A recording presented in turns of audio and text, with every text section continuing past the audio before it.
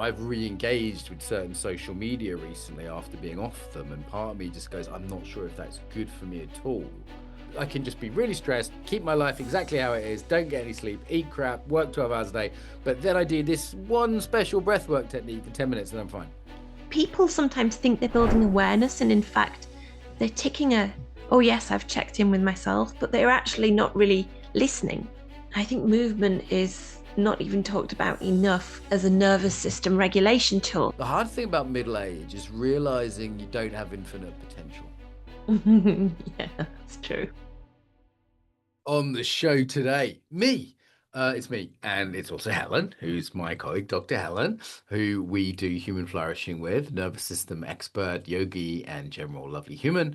And also our third friend is ChatGPT, who we play with in order to sort of, I think a really good combination as a trainer these days is to use your own experience and wisdom, working relationally with a team, people like me and Helen who fill in each other's sort of weak spots a little bit, I'd say, as trainers, but then also using the tech to kind of fill in a few blanks or offer a few ideas or to bounce off. I find sometimes I forget things. And it's like, for example, I've taught loads of courses on boundaries.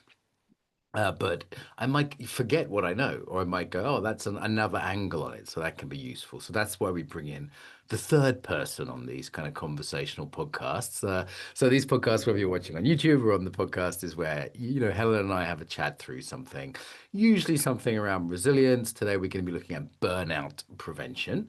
It's actually going to be quite a personal one today because I found myself a few weeks ago saying to Helen, hey, Helen, I don't want to have another burnout for a couple of reasons. One, because the last one sucked. Okay. And two, because we actually teach stuff around nervous system health and well-being and resilience. And I don't want to be a massive hypocrite. And I've been noticing a few, let's call them yellow flags. So this is not like late stage, I'm about to die. I just taught a pretty good session. I'm pretty healthy. I was at the gym this morning. My life's pretty good. So this isn't like complete collapse level, but this is no. I want to be smarter than last time.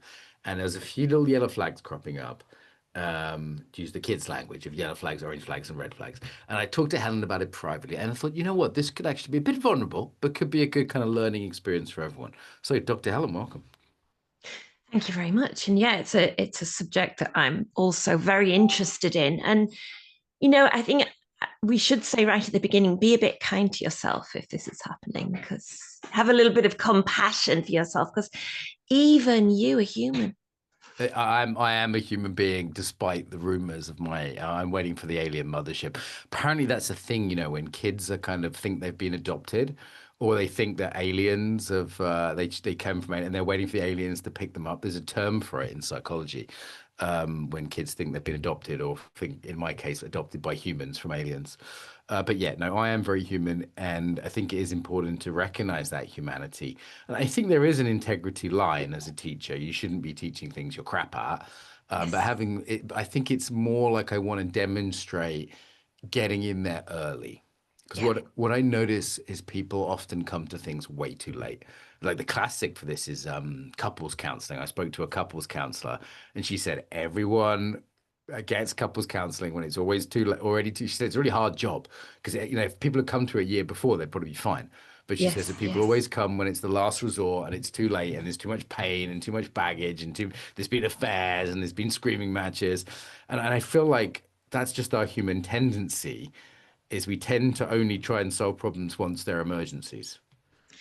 Yeah, maybe there's something there about not wanting to admit to self or seeing things as a failure if we admit them too early. And, we need to get around that. We need to move away from that and recognize that stepping in earlier is a celebration, not a failure. Right. I like when I called you up the other day, I was like, this is just smart.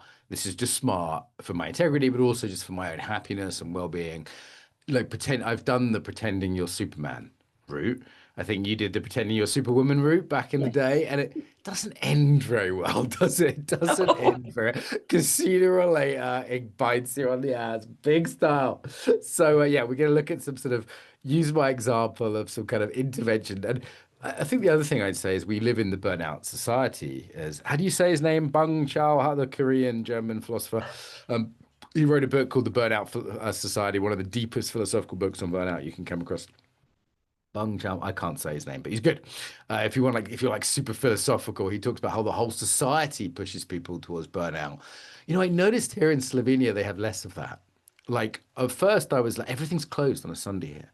Yeah, I mean, you can't. There's one tiny supermarket in the whole capital city that's open for emergencies. They keep like one open. Otherwise, everywhere is closed. Like you can't buy a packet of crisps. And I was like, that was really annoying at first because I was used to this like 24-hour society. I mean, now I just factor it in. I go, oh, it's Saturday afternoon. I better make sure we've got something in the fridge. There's still restaurants, so you're not going to starve. But I thought that's so healthy that they're not in this burnout study. And I've also seen events that are 4 o'clock in the afternoon, and like business people come to them. They can stop work at 4 p.m. Right? So it's like they might start at 8. So they start relatively early, but they start work at 4 p.m. on a Friday. It might be like 2 or 3. Now they're not quite like super Italian about it. There's sort of a balance here between work, but there's definitely a sense of you work to live, not live to work. And it's in people's attitudes, it's in public holidays, shops being closed. You sort of see it in different ways. I mean, you're old, Helen. Do you remember what it was like that in the UK? I do remember when it was like that in the UK. You couldn't get anything on a Sunday at all. Although I have to say, some of the smaller towns are going back a little bit like that. They Not are. Okay. not necessarily to prevent burnout and for self-care, but they are much quieter places now on a Sunday. Things are, and maybe there will be something positive about that, that people take time Yeah, to interesting. I rest. mean, there was half day closing in England. We had Wednesday afternoons, all the shops were closed as well. So we had all Wednesday afternoon and a full day on Sunday. And now that seems incredible. I think the other one is just like the technology means you can be working all the time. Like I was annoyed more with myself yesterday that I got a lot of my CAC students, our certificate of embodiment coaching students, have my WhatsApp because I have a call. I try and have a call with each of them personally because I quite enjoy that. I try and do work I enjoy and build that relationship with students, but there's 150 of them, right? Yeah. And one of them messaged me yesterday they couldn't get on the platform and they weren't getting a response from customer service. And it turned out that, our customer service person had been less than 24 hours. They just hadn't seen the email yet. But I saw that email at like 8:30 at night because it wasn't an email, it was WhatsApp. And I'm using that say, and now I'm going, oh God, I should have given out my other phone number. Oh, I'm also setting boundaries around that, which I'm sure we're going to get to. Like I said to all my students, say, hey, please don't message me on my WhatsApp for customer service stuff. We have an email for this. We have someone whose job it is to do this. And I think that's key, isn't it? Is that the ability to work is all there, always there and having boundaries around it. I've also another boundary issue I've noticed is I moved house to Slovenia and I went in a smaller house now because we're right in the center. Rent's quite expensive in the center. And my office that I'm in now is kind of a broom cupboard. It's sort of under the stairs. It's not, I used to have like a big office. So I'm reluctant when it's hot because they have a summer here, Helen. I know you don't have one in England, but they have We what's do. called a It's hot. summer. It's when the sun is in the sky. Oh, you have one too? So and because it's hot and there's a little sort of slightly stuffy room, and I have to have the door closed, so my girlfriend, I'm not like, so she can be, I'm not sort of noise polluting the house. I'm reluctant to work in here, so I've been working in like the living room and the bedroom a lot more, and that's almost like a kind of pollution in those areas. I'm not so that's a boundary issue as well, right? Yeah, it is. And actually that's always been an issue for me when I've worked at home. And this is my living room now, right? But I changed position. This desk is the work.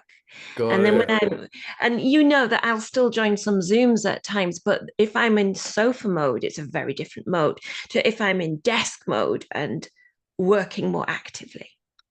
The other one I've got a bit loose with, the other boundary is clothing. So it sounds silly, but I always used to put on a shirt for work. Do you remember? And now I often go to the gym in the morning and I'm in shorts and a t-shirt and it's kind of hot.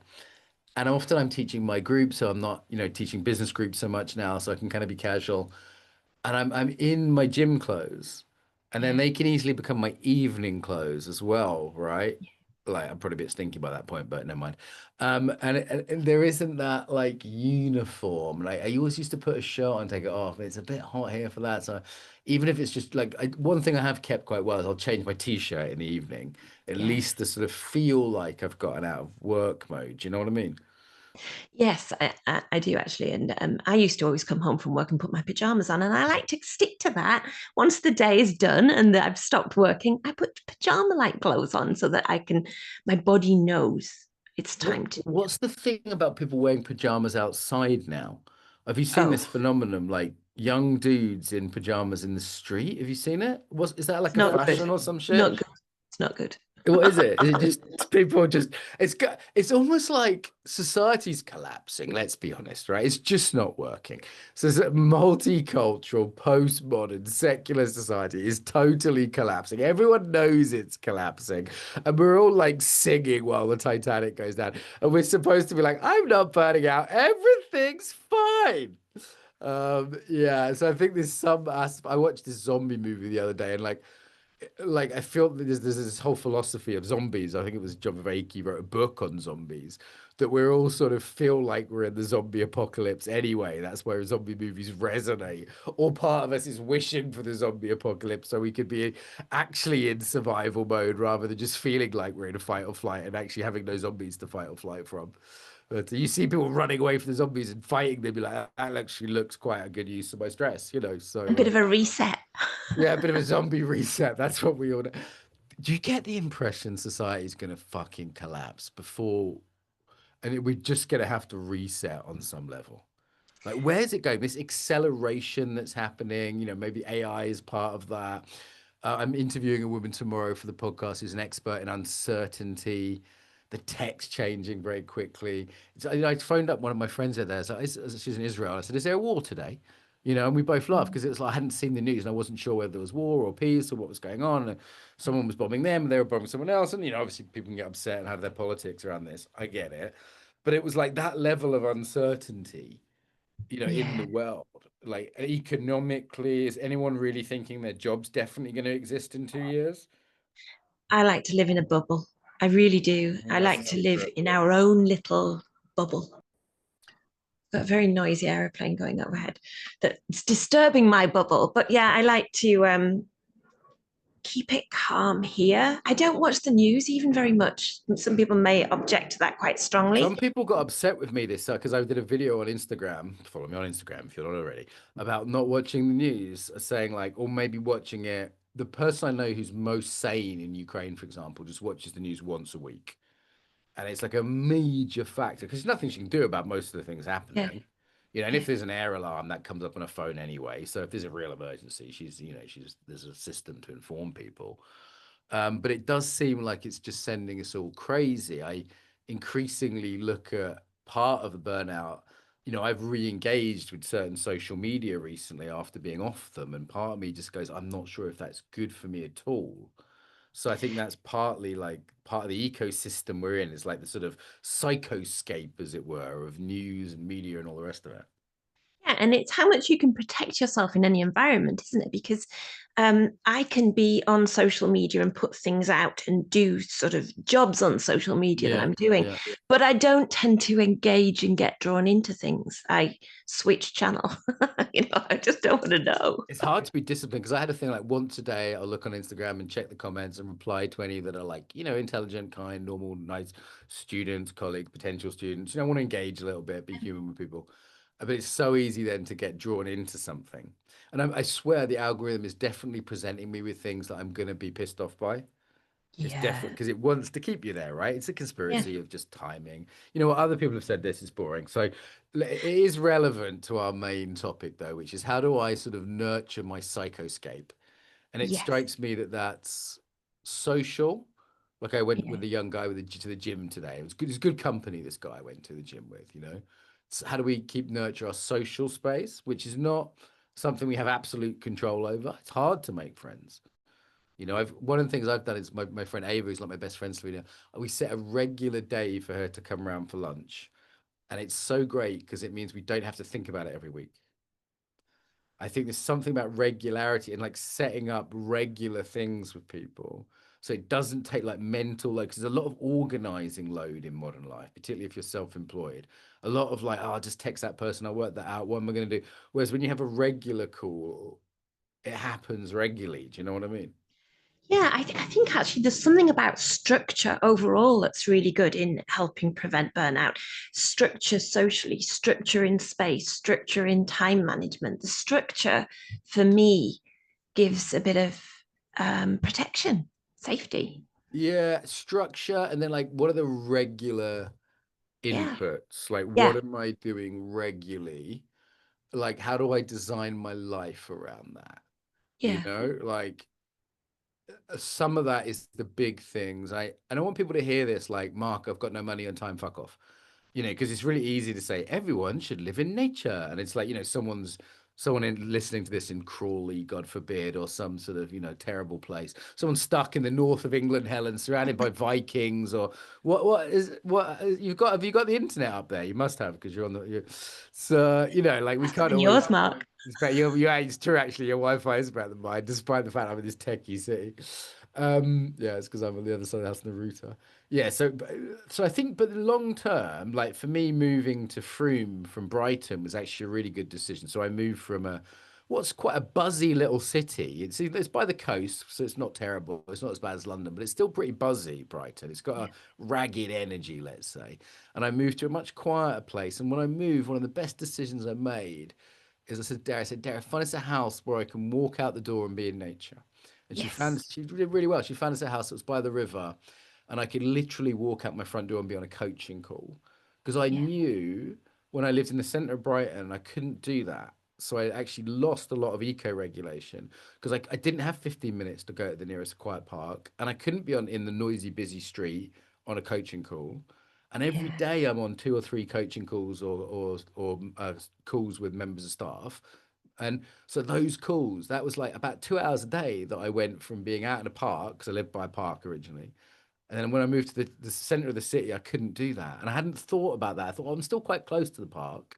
Yeah. That 15 minutes made all the difference. And then when I'd moved to a place where I could literally walk out my door and there wasn't a lot of through traffic. Now that's just me because my life is, you know, a lot of phone calls. And also on that, I designed it so I say to all my new coachees, this is phone coaching, not Zoom coaching. Yeah. Are you okay with that? And if they're not, it'll cost double, right? Yes. And if they Yes. want the occasional Zoom call to show me their website saying fine, you know, it's not super rigid, you know, but like I realized like, oh, that way I get that movement and that eco regulation every day. And again, when we chose this house, similarly, we chose it by the river. I find the water very calming. We chose it by Botanic Gardens, but we also didn't realize there's a shooting range nearby, the only one in Ljubljana, or maybe the only one in Slovenia. So it's not a popular hobby here. People hunt in the woods, but there's not shooting is not really a fun hobby here. But right next to the Botanic Gardens, so you've got two people who used to work in war zones who have accidentally gone next to the shooting range. So it's like Okay. there's also surprises, right? Like that's not great for my if we're going to talk nervous system. That's not great for my nervous system to hear gunfire on a fairly rate. The other thing we didn't predict is there's a cafe next to the house, really nice, quiet cafe, lovely. Turns out in the summer they host rock concerts. Yeah, roast rock concerts. So we've had a number of. I've found noise to be very important for my stress. Yeah. Do you find that? Is that quite common? Like it's an ADHD sensitivity? Noise sensitivity, lack of nature would really be a problem for me. I remember the first flat I ever bought in Newcastle, and it had a little yard and it backed onto a cemetery. So there were big trees, there were rabbits, Yeah. there were birds, but after 3 p.m. there was no sunlight. It was big and it was dark and the backyard was Right. shaded. And I realized I needed to be in nature in the evening sun. Got it. So it's quite I needed specific. that bit of the day. And I Yeah. never, ever lived in a house after that didn't have a bit of garden that got the evening sun. So it was Got it. literally outside the back door. So it's interesting to see like what specifically you need, right? Interesting. My niece and nephew grew up overlooking graveyard, and I wonder if there's a bit of memento mori, kind of remember death thing in there, like a sort of little bit of a death meditation. You know, like I remember when my niece got to a certain age, she's like, "Are there people sleeping in the ground?" And you know, when kids get to that age, you have to explain why is this bird not moving. You know, they you kind of have to explain death to them. It's quite an extreme thing to be looking at every day, but I wonder if it sort of subtly affects people's it's a Yeah, sense of meaning making or something like yeah, that because we hide it away, don't we? We do hide it away. we do. We do. And there's a silence across a graveyard, which is beautiful. Yeah. stillness, the silence. Yeah. Nice, nice. I love a walk in a graveyard when I'm somewhere. The little goth boy still in me putting on his eye makeup. Back in the day, Helen, you would have seen me at 16 years old wearing eyeliner. Me Yeah, too. you too. Yeah, you had a goth stage. All the best Yeah, people yeah. have a goth stage. They do, don't they? Dare they do. All right. So burnout prevention. I think the first thing to say is what I've taught, what I found personally is no magic bullet. So often people are looking for like the practice. They're looking for the breathwork technique or the type of yoga. What would you say to that? Because people often like, I can just be really stressed, keep my life exactly how it is, don't get any sleep, eat crap, work 12 hours a day. But then I do this one special breathwork technique for 10 minutes and I'm fine. Yeah, yeah, yeah. No, there's no magic bullet. And you have, I've heard you say so many times, nothing works. Nothing works for everyone all of the time. And for me, it's having a range of things to choose from. Right. The number of options there, right? Yeah. Yeah. Because even the things that I feel like doing, the breath, I might not want to do the breath work. I don't know why. I just don't want to do the breath work. Or I don't want to do the yoga. Or I don't want to go to the yoga class. I want to stay here. So having a range of options that nourish that you can pick and choose from. Nice, like a sort of smorgasbord of techniques. Yeah. Now, this is the benefit of having been around embodiment for a while, right? Is there's a few bunch of stuff that's there. Yeah. Obviously, we have our four connections model, and having some things in each of them is helpful.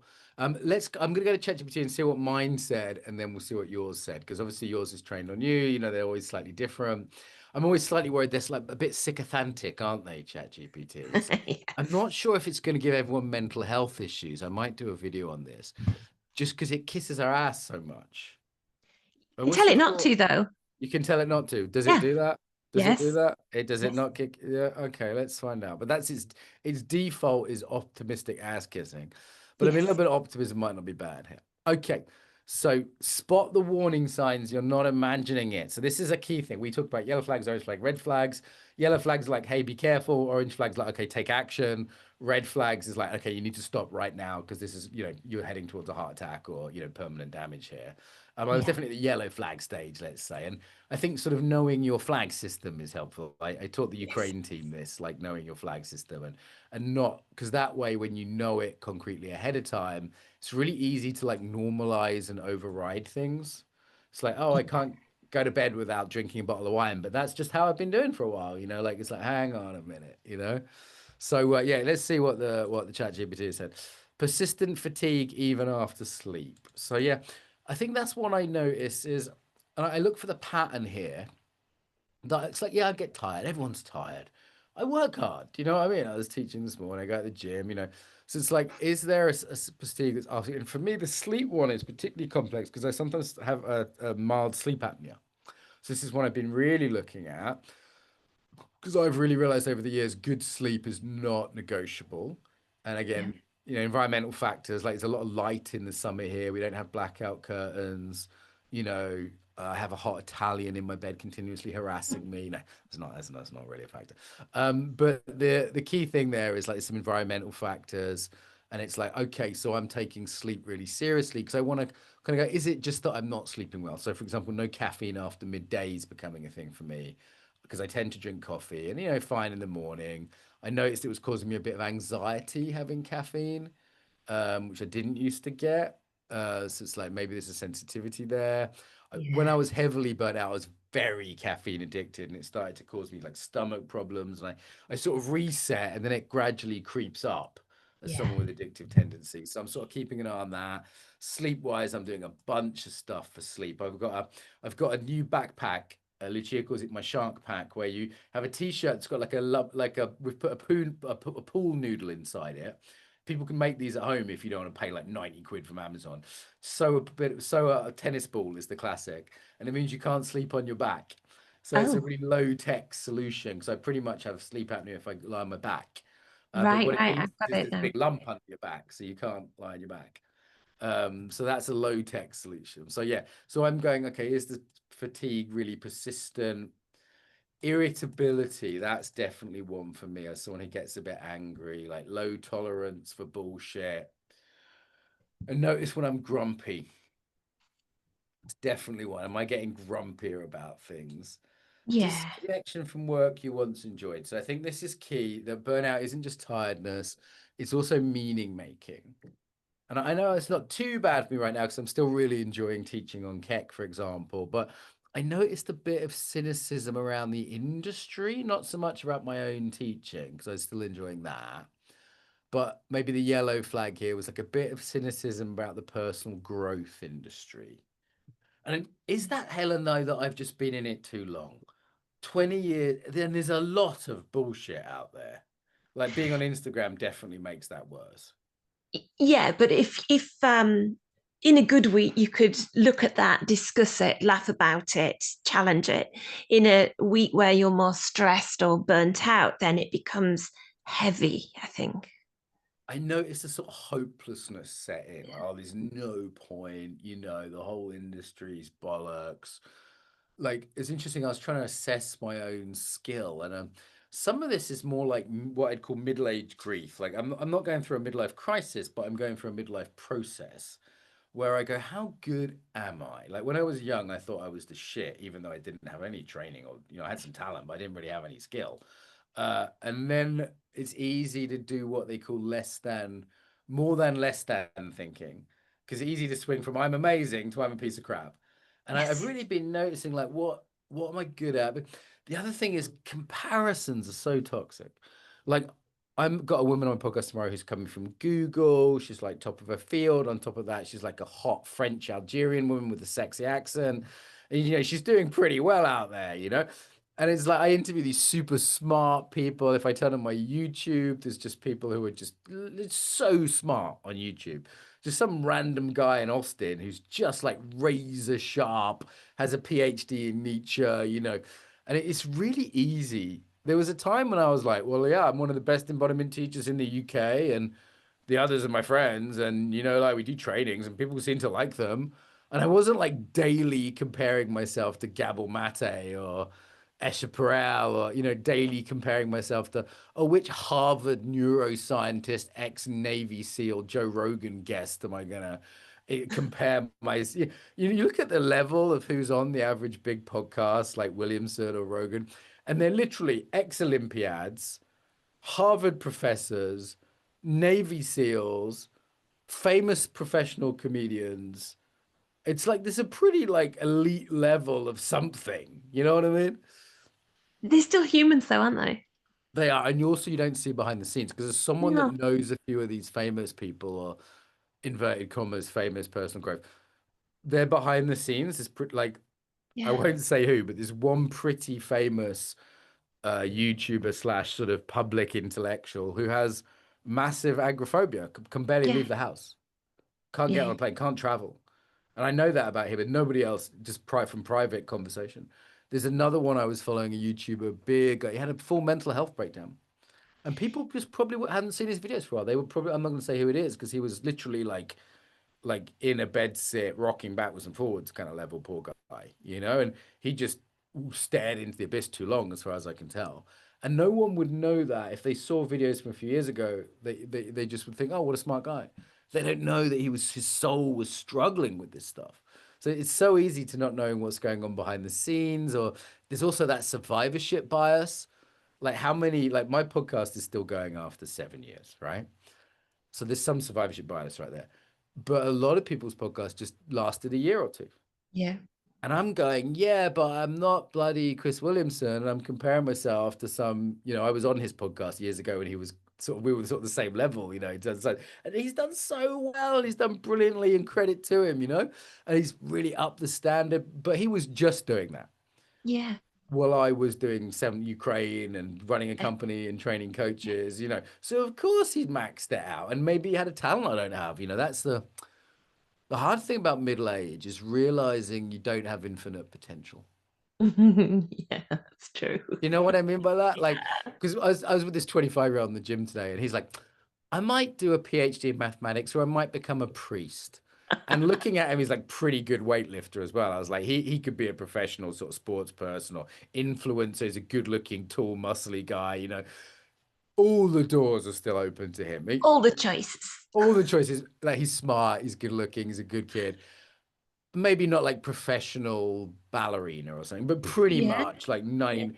Like he could train to be a doctor. I mean, and people say, yeah, yeah, yeah, but you could do that in middle age. Yeah, yeah, yeah, I could. There are options I still have. I can still do things, but some of this is like middle age. Grief is almost too dramatic a word for it. It's just like actions have consequences.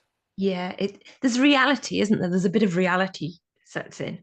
Because Right. Like, go on. After you, Helen, what's your wisdom here?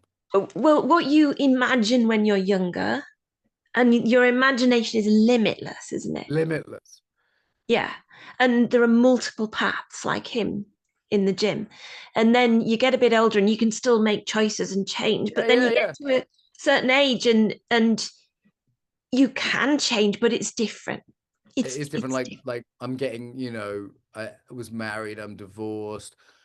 People say me and you are a really cute couple. Like we look in love, we're loved up, we're sweet together. But I tell you what, we're 35 and 45, and that is different than 25 Yes, in that's terms right. of baggage. It's like, don't do that. My ex-wife did that. She's like, don't do that. This guy traumatized me who did that while I was in Africa. I went, that's just making examples up, right? But it's like Yeah, this yeah. trauma, this history, this baggage, this hypervigilance. And even though we're both people who have dealt with a lot of that stuff pretty well, and actually my ex-wife's brilliant. Let's give her some public credit. I've actually had a very unpainful divorce compared to most people. I've been very lucky with the character of my ex-wife. So the credit to her. Um, what was I saying there? Yeah, that even with good friends, good therapy, not bad exes, dealing with the trauma of Ukraine, well, there's still a lot of baggage. I, Yeah. I sometimes feel like death has to exist because if we imagine we live for 1,000 years, imagine you're on your 10th husband. You'd be fucking nuts. Like, I don't care how much EMDR you've done. Imagine 1,000 years of trauma. Yeah, Like you shit, can't I'm tell bad your way enough out to when that. the gun range sets me off. I'm pretty good with it. Not too bad. But it's like this I've accumulated. And like this isn't. And people tend to go one of two ways. It's like being old is a death sentence, and it's like yeah, well, it literally is in one way. But it's not like me and you aren't fun and we can't be active and learn and do things. Like I've got good older role models. But there's a lot of denial of aging. Like Buddha Yeah. said, old age, disease, and death. He didn't just say disease and death. Like Yes. the aging is a thing, right? So part of the burnout to come back to this conversation is what if this is just aging and I need to slow down a little bit? Or, I was talking to this kid in the gym this morning. I was like, look, I'm not going to do 1 rep max or 5 reps. This is like how many times you lift the bar, right? So as you get older, I do like 15 reps. He can do 5 and he's screaming and huffing. He's going right to failure, which is like the maximum you can push it. And Yeah. I'm like, I'm not going to do that because I need to use my elbows later. Yes. And he's literally on steroids. Like steroids just enhance testosterone, right? So it's like steroids are massively good for like recovery. Now I'm still work out. I'm still pretty muscular, but I have to work out a different way than this kid now. That's just there's no Yeah. doubt about it. Yeah. Yeah. And I don't think aging is burnout, but aging will contribute to burnout if you don't Right. make those allowances Adjustments, and right? changes. Adjustment. Yeah, Yeah, just maybe I go to the gym 4 times a week instead of 6 times a week. Maybe yeah, used to go to the gym for like 2 hours, now an hour yeah, tops. Like there's yeah. some adjustments there that I make. All right, what else does ChatGPT say? It says brain fog, forgetfulness, or decision fatigue. Let's go for those. Brain fog, occasionally have a bit of that. Again, I think it's the state of the world. I've got a terrible memory anyway, so I'm not going to necessarily worry too much about that. Like my memory is shitty from all the years of alcoholism. What's decision fatigue, Helen? Is that like when you can't be bothered to make a decision? I presume so. You just no longer can. It's too much effort. Yeah. That the brain you said brain frog, by the way, which is what we Brain affectionately frog, call we it. call it Yeah, brain we call it frog. that. Yeah. And that the fog and the memory stuff, that's a menopause thing as well. And it's a chronic Okay. health challenge thing. So, I'm stuffed. Am I going through the menopause? Is that Maybe. is that what's going on? I'm no longer. They've got the menopause. Okay, so I said it's giving me immediate tactical adjustments, no time off required. Because I said, look, I'm kind of busy. I can't just take a 2 month holiday. Now I think some of this is I just need a summer holiday. I Yeah. said to Lucia, I said, let's just go to Croatia for the beach for a week. Like I think some of what people are overusing the term burnout. I'd say if you have a 1 or 2 week holiday and you don't feel refreshed, that's where it could be really, that's almost a test, I would say, of real burnout. Because it isn't Yeah. just that you're working like in the short term, it's like get enough sleep for a week and then tell me if you're burnt out. So Yeah. people telling me they're burnt out and they're sleeping 5 hours a night, I'm like, you're just sleep deprived. The same with like, have you had a holiday in 6 months, right? Yeah. And I remember not realizing I was really quite burnt out and having a 2 week holiday and really not feeling the benefit of the holiday till Right. the last couple of days. That's Okay, not so good. so normally I used to work with on ski resorts, and I noticed these business guys would come in for a week's holiday, and it would take them 3 days to decompress. They'd have 1 day holiday, and they'd start working again on day 4 or 5. Yeah. So they really only got 1 day holiday, but most of them decompress within 2 or 3 days. Like the same with retreats. If you've ever done a meditation retreat, most people get really tired on day 2 or 3 because their system relaxes. They're kind of playing catch up. Okay, so it suggests some white time in the diary. Is that racist term? What does it mean? White space, like Slovenia. No, it means time in the diary that isn't scheduled, apparently. Yeah. So not Yeah. I everything's fill mine blocked. with yellow. Mine's yellow. Yeah, I have space in the diary that I tell my PA, don't fill that. I also have quite long lunch breaks now, so I can just do what I want in that lunch Yes. break. Um, 90-minute work cycles and then disengagement. Okay, so it's giving you some like scheduling ideas, which is, it's not bad. Like the problem with schedules is once you've committed, right? Yeah. And I definitely have got a bit more flexible with my schedule, a bit more like, do I want to flow with certain things? Like I have a different color system for like my core commitments in red. And then there's staff meetings, which I generally keep, but might be a bit flexy around. Travel fucks me up because it's really easy when I'm teaching a weekend workshop to not have a. It's not like I have Monday and Tuesday off. I might have Monday on a plane, which isn't really a rest day. No, no, no. And that is additional stress, not stress as in tension and worry, but it's bodily stress. It's thinking stress. So actually, when you do a weekend workshop away, you need 2 days afterwards off. Yeah, and that is tricky when I teach on Tuesday, right? So this is sort of almost like life design. Like how many workshops a year do I do? How do I, even like where do I do them? Like I only Yeah. work now in countries I like. Yes. I'm sorry, Berlin and Brussels, but I'm doing far less workshops there than I used to because I just don't like those cities very much. And there's also it's like ways to make them pleasant, like with colleagues being there, so I get time out because my colleagues can teach the class for some of it. Locations, the beautiful Slovenian locations we use for trainings. That's as much for my benefit as the participants. And the room you're staying in. Yeah, I had an issue this with Czechia that there was some weird mix up with the hotel. And first of all, we made a mistake. We wanted to see the city. So we're in one hotel and then we went to the hotel where the training venue was, but they'd messed up the booking at the hotel for some reason. And they put us in an ice rink overnight. We were in a hotel attached to an ice rink. I thought my life is so surreal. But what it meant was we slept in 3 different beds, 3 nights in a Oh, row. So no. that just wasn't restful because we'd already made the mistake maybe of having this extra night in a hotel elsewhere.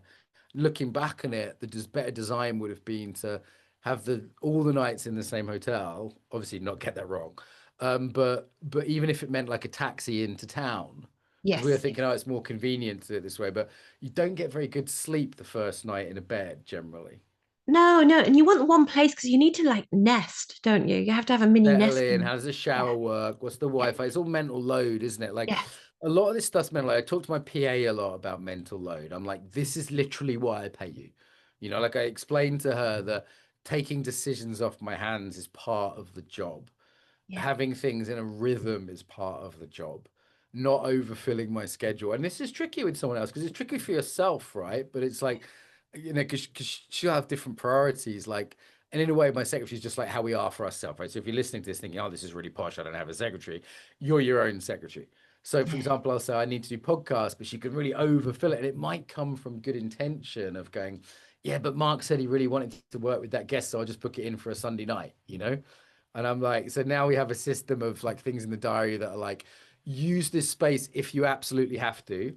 And she knows that she can't do it every week. So maybe once a month I do a podcast on a Sunday night and only with a Crucial. guest that I like, stuff like, because you're a lot of this is scheduling and boundaries, isn't it? I had the best PA in the whole world, Claire Starsmore. I'll just give her a shout out.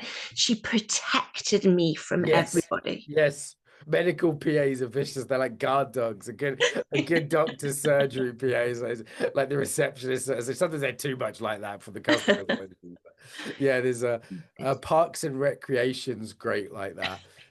Do you know Parks and Recreation is Ron Swanson who hates talking to the public, and he has this like bitchy kind of goth PA, and she books meetings for the 32nd of every month. Um, and just constantly says he's not available. I'm like, that's her main job. It's a fun character. Okay, delegate more. Okay, get it. Standardize routines, close meals, meeting times. Yeah, cut out friction. I've already done a lot of this. The problem with this is making your life more efficient, but you could still be doing weight. I found that I got more and more efficient, and that actually led to my first burnout. Yes. Right, Yeah. because I got more and more, everything was timed. I would listen to the podcast guest on the way to the gym, and it created a feeling of fullness, right? Like Yeah. everything was a moment that was a, and I remember saying to someone like, I can't, being annoyed with people that kept the dentist who kept me waiting for 15 minutes. And there's that, do you know who I am? I'm very busy and 50, And on the one hand, it's true. No one should keep you waiting. Come on, be professional. Do you know what I mean? Like, I'd always get annoyed with doctors who would keep me waiting, but it was like, come on, this is unprofessional. But at the same time, it's like, if you haven't got 10 minutes to Yeah. wait at the dentist, something is wrong with your life, right? Yeah. Yeah. Yeah. You Everything need is some so squashed. flexibility, not rigidity. Like, that to me is like a yellow to orange flag. It's like, I can't have any little delay in anything because everything's so efficient Yeah. that it's like they say this is a danger of modernity is that everything's so efficient that if it collapses, we have a real problem. Like just on time delivery in supermarkets, like there's not Yes. actually that much food in the UK No, if there that's was a right. That's disaster. right. Because it's all done on the maximum efficiency. So if things go wrong, there's a big problem. Efficiency creates vulnerability. This is a Yeah. Taleb thing, I think, right? Fixing the always on feeling, right? So a lot of burnout. So this is me making boundaries with my students. This is boundaries in the room, shut down ritual. I think partners are really helpful for this. Like it's so helpful when Lucia's like, hey, you promised me dinner at the table at 7 p.m. You promised. I think partners can really help us be Yeah. accountable to like late night doom scrolling, and she'll like she's got permission to like nag me if I'm up doom scrolling at night. She's like, come to bed. I feel like who we live with can make a huge difference around this because we can't always have willpower ourselves, right? Yeah, yeah, yeah. And we always come together at the end of the day. There's a period of just us together. Might be telly, might be chat, might be walking out, but taking it away from the continued cycle. Okay, talks about nervous system, obviously one of your key topics. What's your big nervous system advice for people who are maybe trying to prevent a burnout, Helen? I mean, obviously there's no one tool, but what's your The general advice? the awareness is key because people sometimes think they're building awareness, and in fact, they're ticking oh yes, I've checked in with myself, but they're actually not really listening. They're not noticing. Oh, Okay. I've checked in, my feet are on the ground, but they're not listening. And I see it so many times, not recognizing what's coming back because we get stuck in the same patterns. Right, I've checked in, now I'll just carry on. I So, noticed with Keck that students have like a daily check-in, and it's really hard to not just. So I really slumped in my chair for YouTube viewers, just seeing the top of my head. Tell me, I turned selfie off, Helen. So tell me if I'm like super slumped down like that. And if people can see my big forehead as a gift to everyone. Yeah, I notice it gets invisible after a while, the check-in, and it becomes kind yeah, of automated, and then not. I find like a few minutes quiet to like really listen. How am I? yeah, How am I? Because it's so easy to fill that noise with YouTube videos and podcasts, and particularly if you love learning. I was listening to this guest I've got on tomorrow, Anne Law, her name is, and she was saying that it's like it's anxiety provoking if we don't know what we should learn, and there's almost infinite things we could learn. yeah. Right? And that's pretty interesting, right? For those of us who love learning, there's always more we could learn. There's always more. And you see Always. people there on Keck and they're going, but what's the next course? And I'm like, Yeah, just yeah. chill It's out, more, more, more. But chill out. that awareness and tied in with the but what do I want and what do I need from a nervous system perspective? So what shift do I need right now? What do I want to move? So micro practices, lots of micro practices. Movement, I think movement is not even talked about enough as a nervous system regulation tool. So not rolling out your mat and turning on yoga with Adrienne and doing a set practice, but literally getting up, stretching, moving, and noticing that you're moving to bring you back into your body. Nice. So movement. Okay, long-term levers to prevent relapse. This is good. Purpose and control order. Burnout often hits hardest when you feel trapped or misaligned. I remember my burnout before was really the I felt because where I was in debt and I had to kind of keep working. Yeah. It was the feeling of being trapped that was part of it, or Yeah. misaligned, which is like, hey, I'm launching courses which are not totally my best work or totally on purpose. Because Yeah. I'd say there's a risk of burnout in actually being super passionate about what you do as well, right? The Ukraine Yeah. work burnt me out because I loved it so much, right? Yeah. It's like that's also a risk. So, but I think it's sort of two risks, isn't there? Burnout almost encompasses two things. Like one is being not full-hearted in what you're doing. The sort of Yes. people that have jobs that just don't resonate with their values, that don't feel meaningful. But then the other one, I think, is doing jobs that are really meaningful too Yeah. much, Yeah. like doing them too much, right? Like that, this And sort that of was mine. that was Yeah. yours. You loved it and did it too much. I loved it, and there was so much need, and the passion was right with all the people I was working with. So we were desperately trying to do the right thing, do the thing, Well, do the thing. Mm, here's a question here. Are you doing the right things, but at the wrong volume? yeah, Yeah, like it's like, yeah, like I was thinking about this. Maybe I'll cut down on my podcasts next year. If I have a kid, I definitely will. Like the amount of YouTube content, the amount of podcasts. It's like, I love podcasting. I love having the guests on, but like, I've got two big guests on this week that I'm recording, and that's a lot of research. We're looking at minimum yeah. 5 hours per guest, like in terms of like listening to past interviews and different, TED Talks and the rest of that. It's So calibration, isn't it? Because if you have triplets, you'll need to do it once a month. talked about digital detox. See a coach, a GP, or therapist even for a single session. Cut obligations by 20% immediately. What about that feeling of like, there's nothing I can stop doing? That's how I remember. And I wonder how much that's true and how much of it's an illusion. Do you know what I mean? Um, I think it's a common one, but ChatGPT has said to me that this I think applies.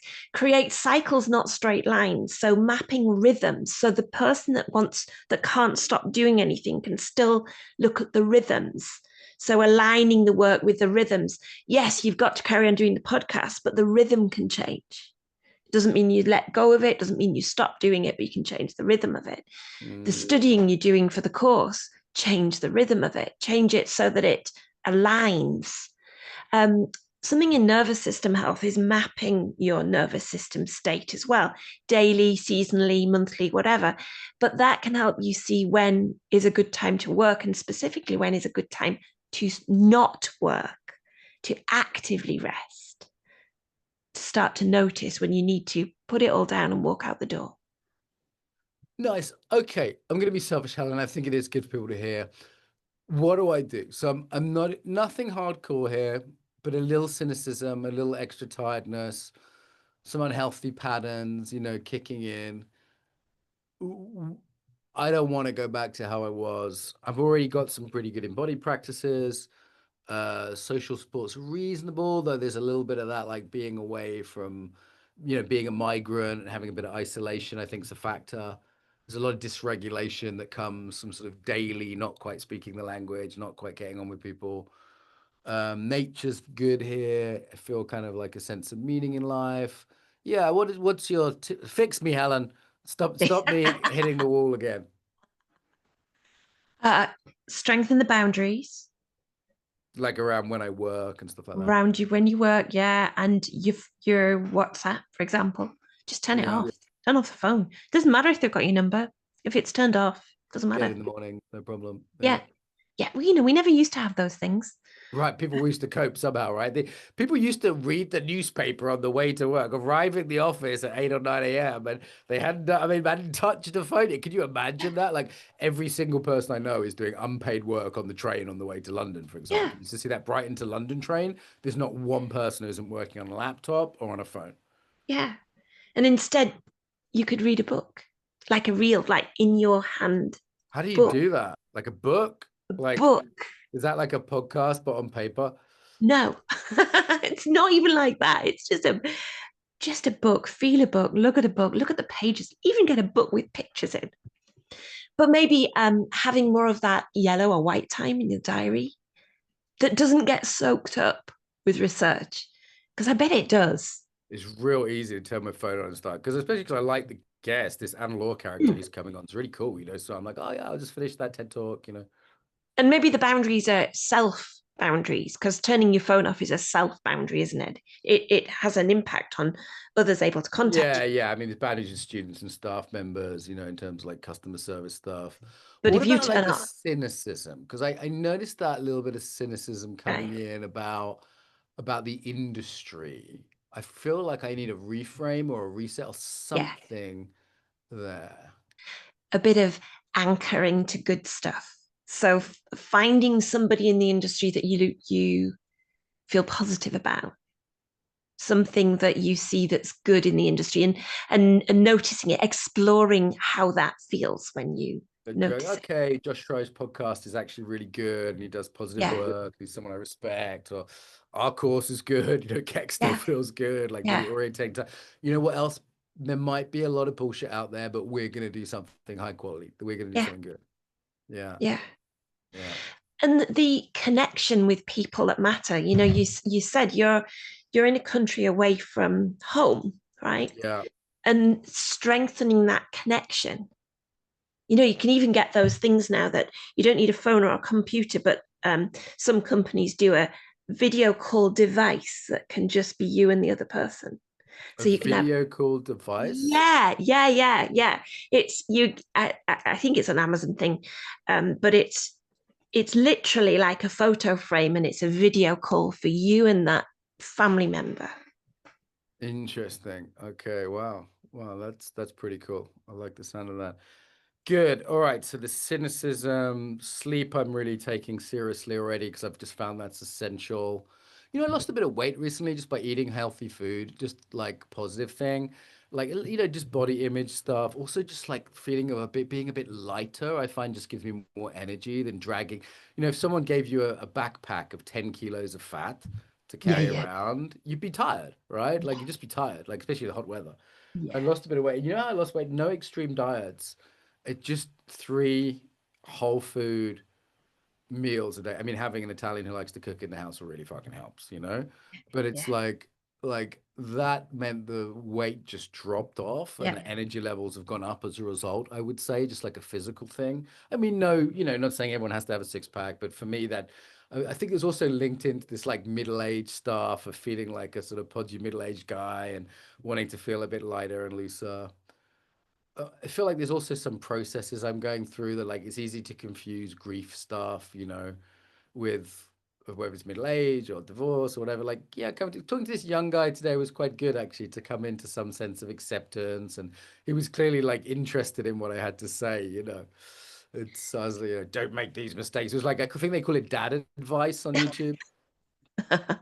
But you also need space to feel those things, right? You need space to feel the stuff that's difficult, Yeah. and space to celebrate the stuff that goes well. Like, oh, I've actually lost weight and I feel better.